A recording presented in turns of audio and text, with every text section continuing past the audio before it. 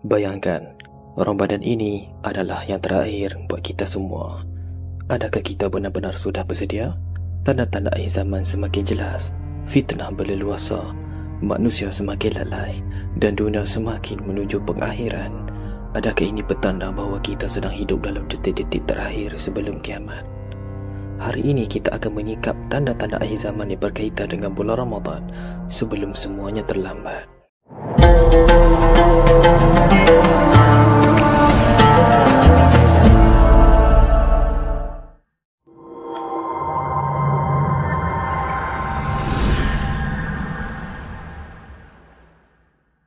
Kita sering dengar tentang tanda-tanda kecil kiamat, tapi adakah kita benar-benar mengambilnya serius?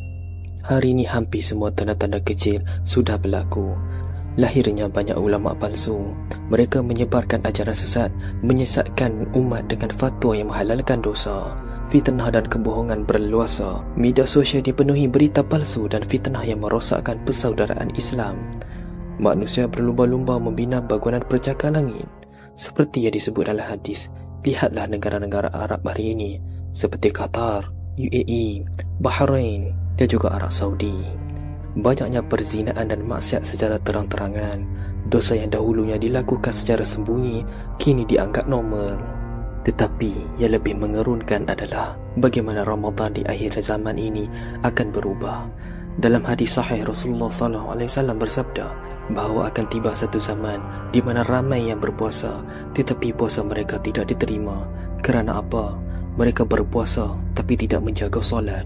Mereka lapar dan dahaga tetapi masih melakukan maksiat. Mereka solat tarawih tetapi hati lalai dan hanya mahu menunjuk-nunjuk. Lebih menyedihkan, ada yang lebih mementingkan jualan Ramadan, viral di media sosial dan hiburan malam berbanding menghidupkan malam dengan ibadah. Apakah ini Ramadan yang kita mahu sebagai bekal terakhir untuk kita bawa ke akhirat? Dan kini tanda-tanda besar kiamat semakin menghampiri.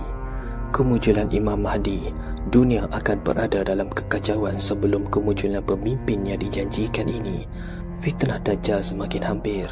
Umat Islam diuji dengan ujian yang paling dahsyat dalam sejarah manusia. Matahari terbit dari barat, satu peristiwa besar yang akan menutup pintu taubat selama-lamanya. Dan menurut beberapa riwayat, peristiwa ini mungkin berlaku dalam bulan Ramadan. Wallahualam.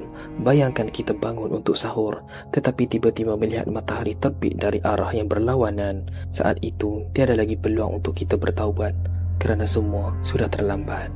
Tetapi kita masih belum terlambat. Allah masih lagi memberi kita peluang. Kita masih ada Ramadan ini untuk berubah. Perbanyakkan istighfar dan taubat. Jaga solat, bukan hanya puasa. Gunakan Ramadan ini untuk membina kekuatan iman. Kerana mungkin Ramadan ini adalah Ramadan yang terakhir buat kita semua.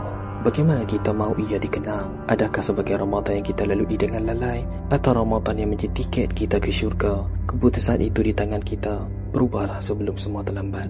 Jika video ini bermanfaat, jangan lupa like, share dan komen sebagai tanda doa kita semua mendapat Ramadan yang diberkati. Jangan lupa subscribe Medan Dakwah untuk lebih banyak perkongsian akhir zaman yang mungkin akan mengubah hidup anda. Wallahualam.